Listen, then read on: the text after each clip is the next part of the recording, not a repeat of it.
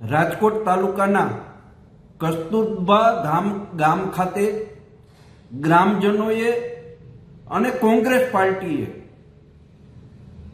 ત્યાંના ચૂંટાયેલા ધારાસભ્યો કેબિનેટ મંત્રી ભાનુબેન બાબરિયા ઉપર ગંભીર પ્રકારના આક્ષેપો કર્યા છે। ચૂંટાણા પછી ભાનુબેન બાબરિયાએ ત્રંબા ગામની મુલાકાત નથી લીધી। ત્રંબા ગામમાં આવેલ પ્રાચીન પાંડવોના વખતનું ધાર્મિક સ્થળ ત્રિવેણી સંગમ જવા માટેનો જે પુલ છે એ પુલ જર્જરિત હાલતની અંદર છે। ભાનુબેન ચૂંટાયા ત્યારથી ગ્રામજનો એમની રજૂઆત કરી રહ્યા છે, પરંતુ આજ સુધી ધારાસભ્યશ્રીએ ગામની મુલાકાત નથી લીધી।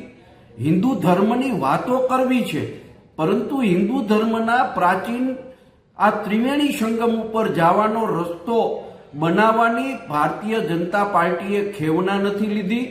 આજે ભાજપના આગેવાન નરેન્દ્રસિંહે મીડિયા સામે આવીને કહ્યું છે કે હા, એ રસ્તો જર્જરિત હાલતમાં છે, એ પુલ જર્જરિત હાલતમાં છે, એના માટે એ જિલ્લા પંચાયતમાં રજૂઆત કરશે।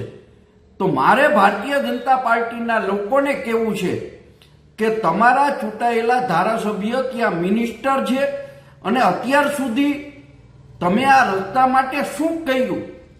ગ્રામજનોએ ભાનુબેન બાબરિયા ગુમ થયા છે, ભાજપના ધારાસભ્ય ભાજપના મંત્રીશ્રી ગુમ થયા છે નું અને એને ગોતી આપનાર ઉપર 21,000 રૂપિયાનું ઇનામ બહાર પાડ્યું છે। આ ખરેખર ભારતીય જનતા પાર્ટી માટે શરમજનક બાબત છે। તાત્કાલિક ધોરણે ત્રંબા ગામનો આવેલો આ કોઝવે રિપેરિંગ થાય એના માટે ભારતીય જનતા પાર્ટીએ પ્રયત્ન કરવા જોઈએ।